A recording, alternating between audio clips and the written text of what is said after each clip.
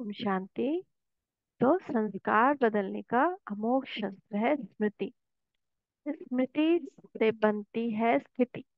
अगर हमारी स्मृति है कि हम आत्मा है तो हमारी स्थिति क्या होगी? उच्च होगी। स्थिति से हमारा स्थिति से हमारा संस्कार भी बदल जाता है। अगर हमारी स्थिति श्रेष्ठ है तो हमारा संस्कार भी श्रेष्ठ हो जाता है। उसी से हमारा कर्म होता है और उसी में हमारा सब कुछ समाया हुआ है।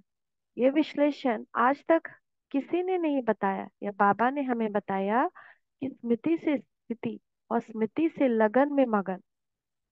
लगन में स्मृति है लेकिन स्मृति के साथ लव भी है। लगन तो कहते हैं लव। बाबा ने कहा है कि लगन में मगन होना ही योग है।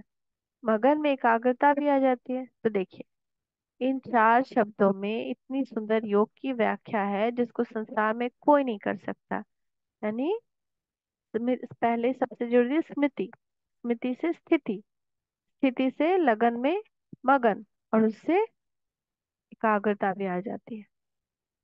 तो आने वाले दिनों में बाबा के इस एक एक शब्द पर लोग पुस्तक लिखेंगे। स्मृति पे पुस्तक लिखेंगे, प्रेम पे पुस्तक लिखेंगे, एकाग्रता पे लिखेंगे। आपको मालूम होगा कि आईएएस की स्पर्धा हुई, उसमें पूछा गया कि ब्रिटिश की भारत पर इतने सालों तक शासन करने की क्या नीति थी। उस परीक्षा में आए हुए लोगों ने तरह तरह के उत्तर दिए। एक व्यक्ति चुपचाप बैठा था। उसके साथी सोच रहे थे इसको क्या हुआ, कुछ लिखता नहीं है। उन्होंने सोचा ये नापास हो जाएगा, लेकिन हुआ क्या? वही फर्स्ट नंबर में आया और मेडल प्राप्त किया। कैसे? परीक्षा पूरी होने से 5 मिनट पहले उत्तर में उसने एक लाइन लिखी, डिवाइड एंड रूल। ब्रिटिशर्स की भारत पर शासन करने की क्या नीति थी? फूट डालना और शासन करना। बाकी लोगों ने जो भी उत्तर लिखे थे उसका सार भी यही था, लेकिन इसमें सार और सीधे शब्दों में था। इसी प्रकार बाबा ने भी सार और अर्थगर्भित शब्दों में कहा है, लगन में मगन होना ही योग है। ये शब्द उनसे कई गुना सुंदर है। लगन का अर्थ ही है प्यार, प्रेम। शिव बाबा में प्रेम युक्त संबंध में तल्लीन रहना ही योग है। जहाँ प्रेम होता है वह संबंध जरूर होता है। बिना संबंध के किसी से प्यार हो ही नहीं सकता। प्यार होगा पति पत्नी में, प्यार होगा भाई बहन में, प्यार होगा दोस्त में,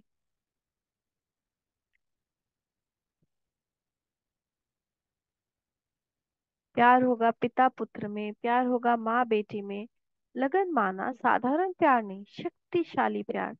लगन शक्तिशाली प्यार से उस संबंध में मगन हो जाने का नाम है योग। बाबा कहते हैं उस लगन और मगन से अग्नि पैदा होती है। लगन जो है वह अगन है। तो वो अगन हमारे संस्कारों को परिवर्तित करेगी। संसार में किसी ने भी यह नहीं बताया कि हमारे संस्कार बदलेंगे कैसे। 63 जन्मों के संस्कार एक जन्म में तो कैसे बदलेंगे? पूरे जन्म काल में भी नहीं, बल्कि थोड़े समय में। यह किसी ने नहीं बताया। अगर आप किसी भी संस्था में जाएं तो कहते हैं भगवान की कृपा हुई, कई जन्मों का पुरुषार्थ हो, तब जाकर इस जन्म में मुक्ति मिले। एक जन्म में थोड़ी मुक्ति मिलती है। इसीलिए बाबा ने हमें शक्तिशाली स्मृति दी है संस्कार बदलने के लिए।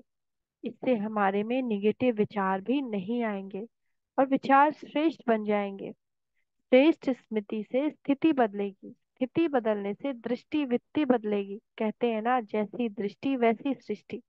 तो एक एक व्यक्ति की दृष्टि और वृत्ति बदलेगी तभी विश्व बदलेगा। जब तक दृष्टि और वृत्ति नहीं बदलेगी तब तक इंसान नहीं बदलेगा, और जब तक इंसान नहीं बदलेगा तब तक सृष्टि कैसे बदलेगी? युग कैसे बदलेगा? शांति कैसे आएगी? इतनी शक्तिशाली है इंसान की दृष्टि और वृत्ति। दृष्टि वृत्ति संस्कार बदलने के लिए बाबा ने अमोघ शस्त्र दिया है, स्मृति। स्मृति ऐसी चीज है जिससे जीवन नया बन जाता है, जीवन परिवर्तित हो जाता है, जिसको बाबा कहते हैं मर जीवा जन्म हो जाता है, यानी जीते जी नया जन्म। कमाल की बात है कि स्मृति से मनुष्य देवता बन जाता है, नर नारायण बन जाता है, नारी लक्ष्मी बन जाती है। तो ये जो 5 स्वरूप आज बात बाबा ने किया, वो क्यों? ताकि हमारी स्मृति रहे कि मैं कौन। और जब स्मृति है तो सारी शक्तियां काम में आएंगी।